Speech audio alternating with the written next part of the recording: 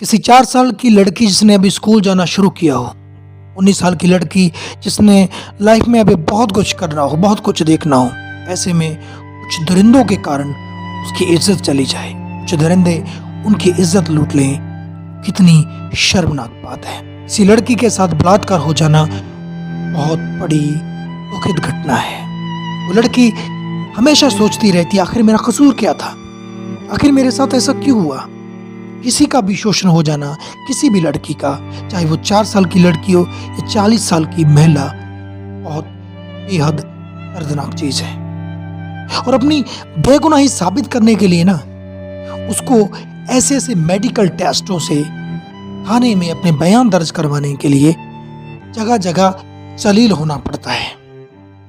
हम बताएंगे कि आज किसी भी महिला के साथ जब बलात्कार हो जाता है तो उसका टेस्ट कैसे होता है। चलते चलते वीडियो को लाइक कर दीजिए, चैनल को सब्सक्राइब कर लीजिए। आपके रोंगटे खड़े हो जाएंगे जो हम अभी आपको बताने वाले हैं, क्योंकि अगर किसी लड़की को अपने दोषियों को सजा दिलवानी है तो उसको इस मेडिकल टेस्ट, थाने की रिपोर्टिंग के लिए गुजरना पड़ता है। कई बार तो ऐसी रिपोर्टें दर्ज ही नहीं होती। कुछ परिवार जहां तक सोच लेते हैं कि अगर हमने रिपोर्ट दर्ज करवाई या हमने किसी को बताया तो हमारी बेटी के साथ लोग कैसा व्यवहार करेंगे, हमारे साथ कैसा व्यवहार करेंगे, हमारी बेटी के साथ शादी कौन करेगा, हमारी बेटी को स्वीकार कौन करेगा। कई बार रईसजादे लड़कियों का बलात्कार कर देते हैं और उनका मुंह बंद कर देते हैं ढेर सारे पैसों से। कुछ लोग सोचते हैं कि लोग हमारे बारे में क्या कहेंगे। कई बार ऐसे मामले दबे रह जाते हैं। आखिर किसी भी लड़की के साथ बलात्कार होता है तो टेस्ट कैसे किया जाता है, सुनने का थोड़ा जिगरा रखिए। जब रिपोर्ट दर्ज होती है कि इस लड़की के साथ बलात्कार हुआ है तो एक महिला कांस्टेबल उसकी जांच करवाने के लिए, मेडिकल जांच करवाने के लिए उसे हॉस्पिटल ले जाती है और हॉस्पिटल में उसे एक लेडी डॉक्टर मिलती है और वो उसको कपड़े उतारने के लिए बोलती है।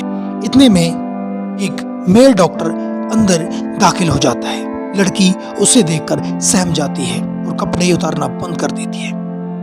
पर अब ये सोचिए कि जब किसी लड़की के साथ बलात्कार होता है ना तो उसको ऐसे टेस्टों के लिए हजारों टेस्ट करवाने पड़ते हैं। हजारों बार अलग अलग मर्दों के सामने अपने कपड़े खोलने पड़ते हैं, अपने वस्त्र उतारने पड़ते हैं। इतनी बार वो अपनी इज्जत को दूसरों के सामने नंगा करती है। ये कहाँ तक सही है? ये चीज बहुत ही घटिया है। तब सिलसिला शुरू होता है उस टेस्ट का।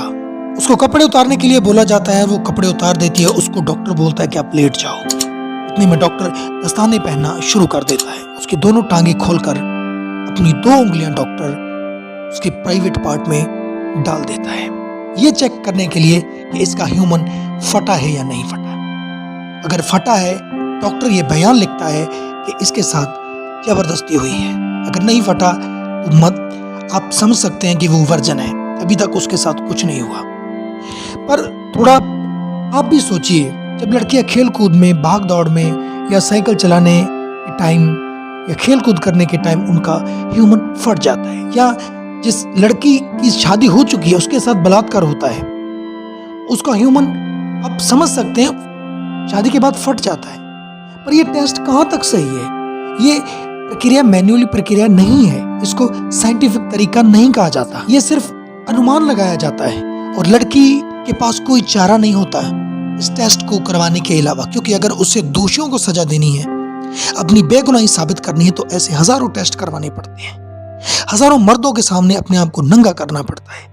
पर यह टेस्ट कहां तक सही है? ये चीज सुनकर आप लोगों की भी रूह कांप चुकी है। इस टेस्ट का नाम बोला जाता है 2 फिंगर टेस्ट, जिसमें डॉक्टर लड़की के प्राइवेट पार्ट में दोनों उंगलियां डालकर ये चेक करता है कि वो वर्जन है या नहीं वर्जन है। इस टेस्ट के खिलाफ काफी आवाजें उठी, नहीं ये टेस्ट ऐसे नहीं होना चाहिए, कि इसके लिए एक फीमेल डॉक्टर लाजमी होना चाहिए, मेल डॉक्टर से नहीं करवाना चाहिए।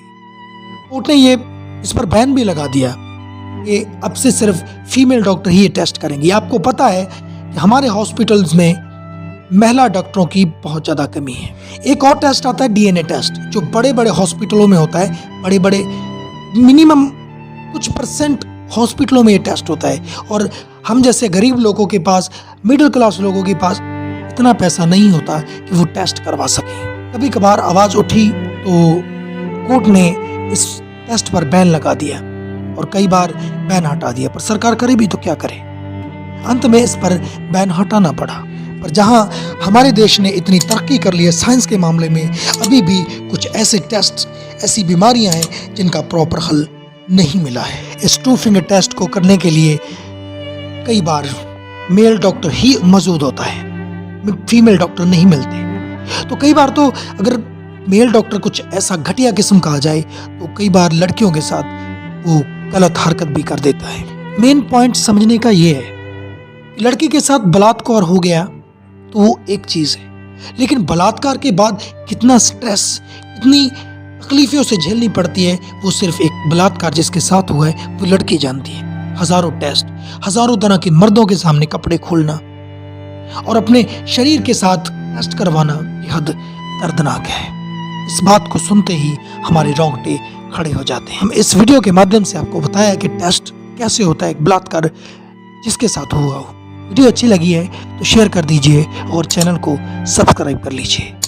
वीडियो देखने के लिए आप लोगों का शुक्रिया।